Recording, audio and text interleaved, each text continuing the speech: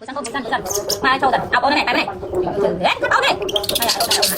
ôi này ôi xem coi con ăn nhang này xem săn xem coi chua lại chớp coi săn này chặt mày xem cầm lúc coi cho thế nó nó xem mà coi này coi áo đặt lúc đây mà ông coi xem săn đâu coi xem thấy con cưng đấy thấy coi này thế coi này xem tắt lúc đây đang cầm lươn đây là bật đây này coi này coi xem đạp một đạp coi này coi cho coi này coi này đấy nhắm nó đi bảo ơn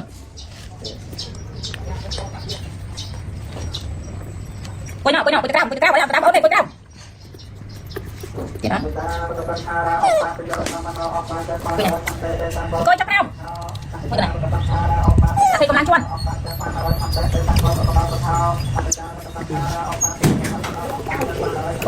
để sau này là lực vàng coi nè coi này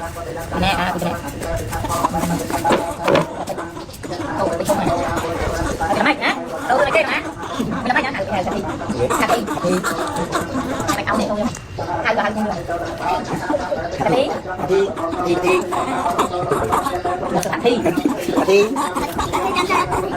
cái gì ở bạn này cái ca mà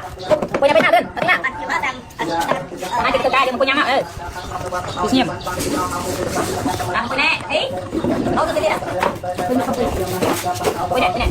cái này cái gì tập cái chậm anh cô xem hai nhang này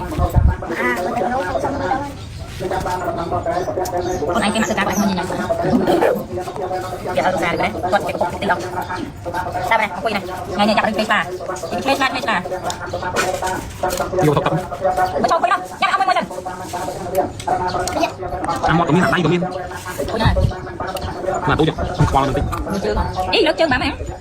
học tới tê cô nhăn sân cô nhăn cô nhăn không cho cái gì mình làm con cô được trai này lát nó lên trai cô này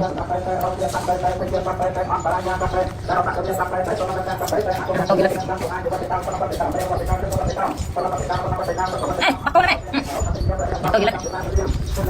anh sọc đường này anh không lớn anh ở đây lại nha cô này nhé lừa xem bữa bác sĩ thích là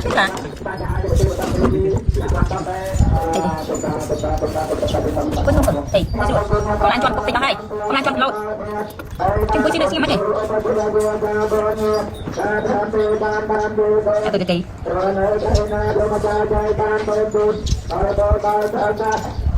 tập on đây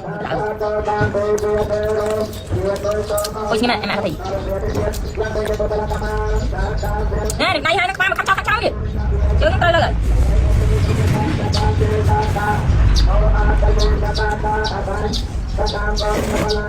apa aja cang leuh atau cua-cua tak kan apa Cak punya. Punya nak kerap on mất. Kerap on á. Xin chào này, biết khác gì à? Bước khăn chào. Ta chặt tôi.